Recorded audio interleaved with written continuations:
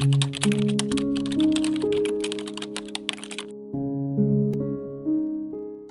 who has a why to live can bear almost any how, Nietzsche once wrote. But what if the mind, instead of finding its why, becomes trapped in an endless spiral of what-ifs? What if thinking, once seen as our greatest strength, becomes the very thing that consumes us? In a world obsessed with productivity and logic, we glorify the mind. We celebrate thinkers, philosophers, analysts. But what happens when thought turns inward like a knife? When reflection becomes rumination, and insight turns into paralysis? That's the curse Nietzsche saw coming, and few listened. Friedrich Nietzsche was not merely a philosopher. He was a prophet of the human condition, someone who dared to descend into the abyss of the self. He didn't just think. He suffered through his thoughts. He saw what most ignore, that excessive thinking is not clarity. It's a prison, a slow decay, a betrayal of life itself. We believe thinking protects us, helps us prepare. But behind this comfort lies a darker truth. Overthinking is fear disguised as intelligence. It delays action. It sabotages growth. It whispers false control. The more we think, the less we do. The more we analyze, the more we disconnect from instinct, from movement, from life. And Nietzsche, in his own tormented solitude, warned us, not through lectures, but through the crumbling edges of his own sanity. He lived the warning. When you think too much, you stop living. And when you stop living, something inside you begins to rot. This is the silent warning of Nietzsche, a truth too dark for the rational mind to accept and too dangerous for the modern world to embrace. Welcome to Psychra. We've been conditioned to believe that thinking is the key to all solutions, that every problem, every uncertainty can be solved through deeper analysis. But Nietzsche looked at the world and saw a different picture, one far less comforting. He saw minds that were not solving their suffering, but feeding it, spiraling further into abstraction, becoming alienated from life, from instinct, from power. To Nietzsche, the overactive mind was not a sign of wisdom. It was a symptom of fear. This wasn't just philosophical speculation. Nietzsche lived in excruciating solitude, plagued by intense migraines, mental breakdowns, and eventually, total collapse. But these weren't merely physical or psychological symptoms. They were existential ones. They were the cost of dwelling too long in the prison of pure intellect. When you think too much, you don't see things clearly. You see them endlessly. The mind creates loops. You start with a question, and you end up questioning the question itself. Then you question the act of questioning, until eventually you don't trust your own thoughts. And once you lose trust in your own thoughts, you lose trust in your choices. And when you can't choose, you can't live. Overthinking, then, isn't just an inconvenience. It's a slow suicide of the will. Nietzsche called for the return of the Dionysian spirit, chaotic, intuitive, alive. Because he saw that the Apollonian, the logical, the overly ordered, had consumed the Western soul. He feared that we were becoming too rational, too tame, too obsessed with control, that by worshiping intellect, we were cutting off our roots, our instincts, our desires, our primal drive. He wrote, "Thoughts are the shadows of our feelings, always darker, emptier, simpler." What does that mean? That the thought is not the source, it's the echo. It's a faded photograph of something more vivid and alive. Our feelings, our instincts, our inner knowing. But we reversed the order. We put thought above all else. We forgot that action, not reflection, is what moves the world forward. We became watchers instead of participants, planners instead of creators. We think to avoid risk. We think to avoid pain. But what we end up avoiding is life itself. Look around you. How many people stay in relationships far past their expiration because they don't know what to do? How many stay in jobs they hate because they're thinking about their next step? How many brilliant ideas die in notebooks because their creators weren't ready? Nietzsche's fear was not that we would stop thinking. It was that we would never stop thinking. He knew that the overthinker lives in a fog of potentiality. Nothing ever becomes actual. Everything is analyzed, dissected, postponed. Time passes, and nothing is born. This was more than a psychological danger. It was a spiritual one, because the person who overthinks begins to doubt themselves at a fundamental level. They lose touch with their instincts, the raw yes or no that lives in the body, not the brain. They defer their truth to others, to systems, to books, to theories, to rules, until their own voice becomes a whisper drowned in noise. And Nietzsche was obsessed with the voice, the inner one, the one that says, "This is who I am. This is what I want. This is what I will do." He believed that without this inner fire, the world would shape you in its image and break you without you even realizing it. So he issued his silent warning, not to stop thinking altogether, but to recognize its limits, to stop treating it like a god and start seeing it for what it is, a tool. And like any tool, it must be put down when the work requires something more primal, more human. Courage, risk, intuition. There's a moment in every journey where the map ends, and no amount of thinking can draw the rest of the path. You have to walk it, blind, uncertain, vulnerable. Nietzsche would argue that this is where true strength begins, not in certainty, but in the willingness to act without it. There is a kind of thinking that liberates, and a kind that suffocates. The first is alive. It moves like a river. It flows toward truth, however uncomfortable that truth may be. But the second kind, the one Nietzsche warns us about, loops in circles. It turns thought into a cage, and you don't even realize you're trapped because you mistake the noise in your head for clarity. Overthinking is seductive. It feels like progress. It mimics insight. You spend hours weighing pros and cons, imagining outcomes, dissecting possibilities. But when it's time to move, you don't. You tell yourself, "I just need more time to think." But time becomes a black hole. Days pass, then months, and your life becomes a series of postponed decisions, unlived dreams, and potential that rots from neglect. Nietzsche saw this clearly. To him, man was not meant to be a cold observer of a life. He was meant to be a creator, a warrior, a force. But overthinking takes that fire and turns it inward until the mind becomes a battlefield and you are both soldier and enemy.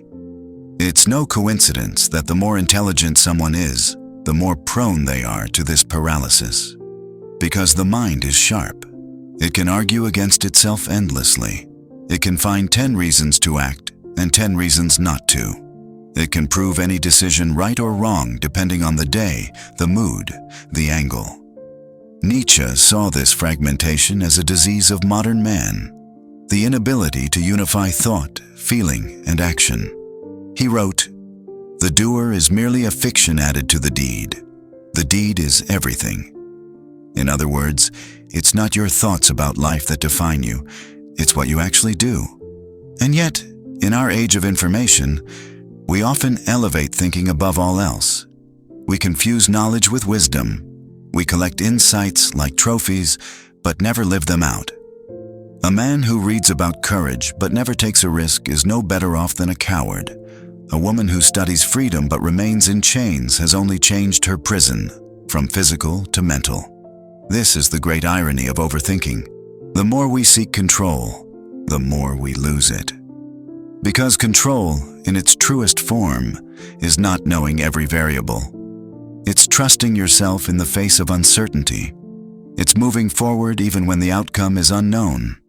It's choosing instinct over perfection. Nietzsche admired this quality above all. He called it the will to power. Not domination over others, but mastery over oneself. The ability to act despite fear, to leap without needing a guarantee. But overthinking kills the will to power. It convinces you to wait for perfect conditions, and those conditions never come. So you live in suspension, afraid to fail, afraid to look foolish, afraid to feel pain. But what if pain is the doorway? Nietzsche didn't believe in avoiding pain. He believed in using it. To live is to suffer, he wrote. To survive is to find some meaning in the suffering. This wasn't pessimism, it was liberation. Because once you stop running from discomfort, your mind becomes your servant, not your master. And that's the shift, when you stop thinking to avoid and start thinking to act. There's a line Nietzsche never wrote, but everything he lived pointed toward it. Courage is the death of overthinking. Because when you are courageous, you stop feeding your fear with thoughts. You move, you choose, you risk. And even if you fail, you are alive. Fully, brutally, beautifully alive. But how many people do you know who are alive in that way? Most exist in the gray zone, neither fully miserable nor fully fulfilled. They talk about dreams but never chase them. They speak about truth but never speak their truth. And when asked why, they say, "I'm still thinking about it." Nietzsche would scream in response, not out of anger, but desperation. Because he knew what lies on the other side of that sentence, a life half-lived, a self that never becomes. He didn't want blind action. He wanted embodied action, action born from alignment between soul, body, and thought. That kind of movement doesn't require overthinking. It requires silence, listening, trusting the whisper that says, "This is your path." So ask yourself, are your thoughts liberating you or locking you in?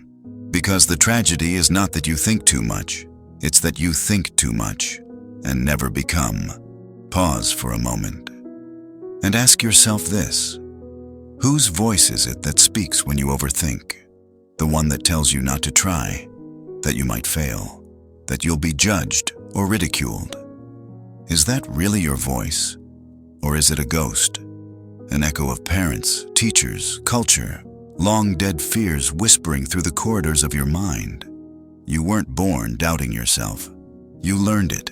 You were taught to fear mistakes, to prioritize certainty over discovery, to calculate every move so precisely that spontaneity, the soul of life, was bled dry. And yet, in moments of stillness, another voice stirs, quieter, more ancient.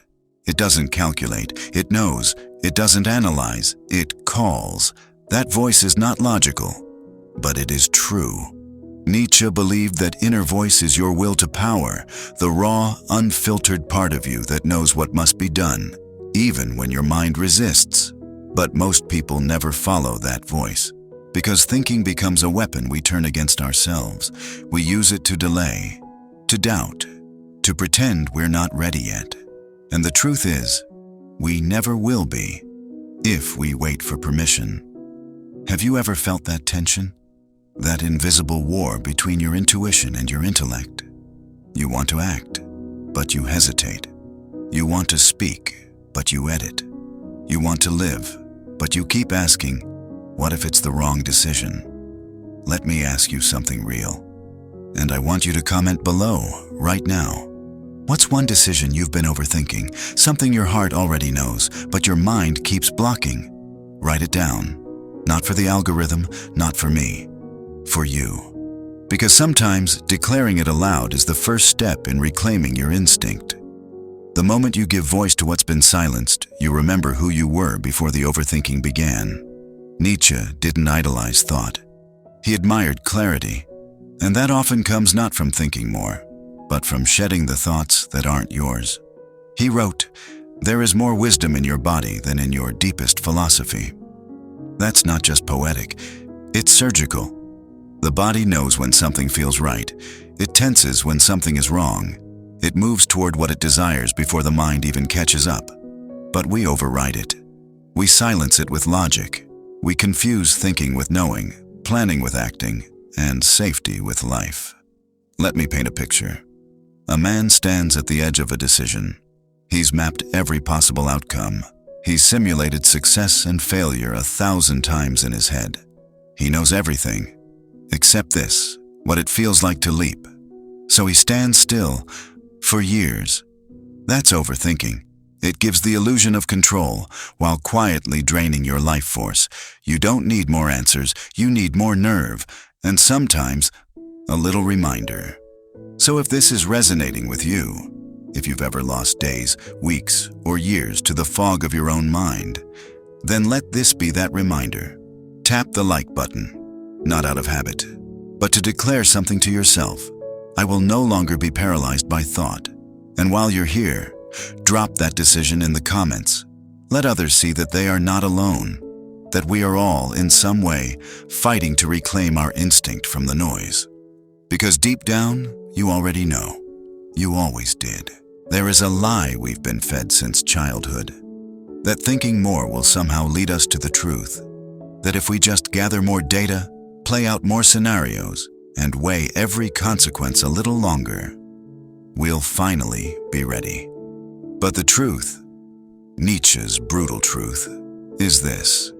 You do not think yourself into a new way of living. You act your way there. Overthinking is seductive because it feels like progress. Sitting with your thoughts, circling endlessly around a decision, it gives you a false sense of mastery. But life doesn't reward intellectual gymnastics. It rewards boldness, courage, will. And in Nietzsche's eyes, will was everything. He saw the modern man as weakened, not by circumstance, but by his own paralysis. Trapped in ideologies, weighed down by morality, suffocated by doubt. He admired those who acted from the depths of their being, not because they had all the answers, but because they had the strength to move without them. What destroys us is not lack of intelligence, it's lack of nerve.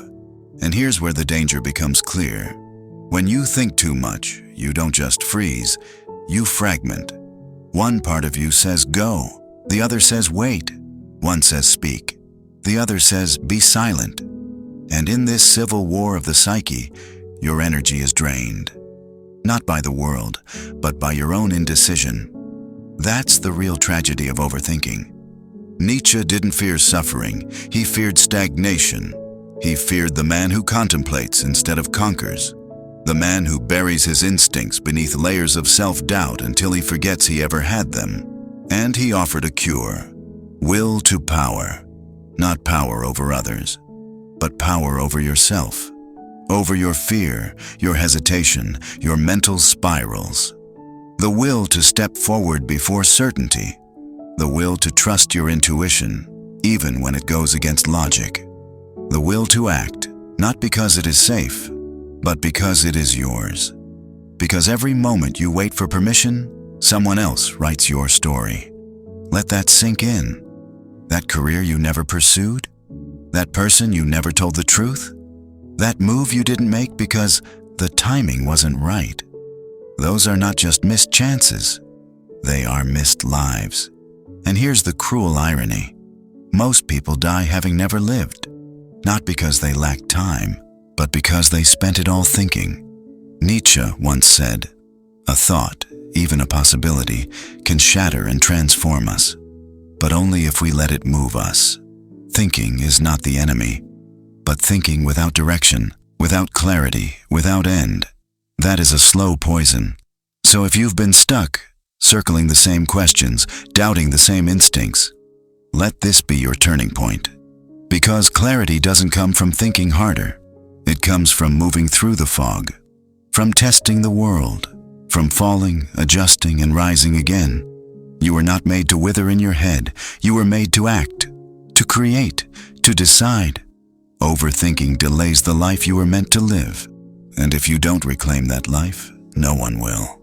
There's a quiet kind of death that comes long before the grave. It happens when you spend too long in your head, replaying the same doubts, the same fears, the same imagined catastrophes, until what could have been a bold life becomes a series of avoided moments, a postponed existence. Nietzsche saw it all unfolding long before modern life turned overthinking into a cultural epidemic. He didn't just warn us of the paralysis of analysis. He called it a spiritual disease, a soul sickness of the man who sees too clearly, but acts too little. He who has a why to live can bear almost any how. Nietzsche. But here's the missing piece. Your why can't just be thought. It must be lived. You can read every philosophy book, you can study every strategy, but none of it matters until your feet hit the ground, until you burn the bridge behind you, until you say, "Enough. I move now." There is no perfect moment of clarity coming, no voice from the heavens granting you certainty, no final thought that will remove all doubt. There is only this moment and what you choose to do with it. Your life is not waiting for more thought. It's waiting for more action. Action is what carves the self out of the fog. You don't discover who you are by thinking about it. You find it in resistance, in conflict, in the decisions that tear you in two. The mind wants safety. The spirit wants expansion. And if you side too often with the mind, you will shrink. But the good news, the terrifying and liberating truth, is this. You are just one courageous act away from becoming who you were meant to be. Not 10, not 1,000, just one. The decision to say what you've been silencing, the step you've avoided for years, the risk your fear convinced you was impossible. Do it not because it's easy. Do it because staying where you are is killing you slowly. You were not born to live in potential. You were born to break it. Nietzsche knew that the man who thinks endlessly without acting becomes a ghost, present in body but absent in spirit. He warned us that too much thought without grounding, without motion, becomes self-annihilation. So ask yourself, what thought have you been hiding behind? What truth have you been postponing with your inner monologue? What version of you is waiting behind the action you keep avoiding? This is your invitation to kill the echo chamber in your mind and step into the fire of becoming. Stop waiting, start moving. Because clarity doesn't come before action. Clarity is the reward of action. And now, if this message stirred something inside you, if you felt the weight of your own mind and you're ready to rise from it, then don't let this just be another video you scroll past and forget. Like this video to show you're ready to break the cycle. Comment below. Tell me the one thing you've been overthinking and what you're going to do about it. And most importantly, subscribe to Psychra for more brutally honest insights like this. We're building a place for minds who are done being prisoners of their own thoughts. Don't just consume ideas, live them, break the loop, reclaim your power. Your mind is not your enemy, but only if you take back control. This is Psychra, where you remember who you were before the overthinking began.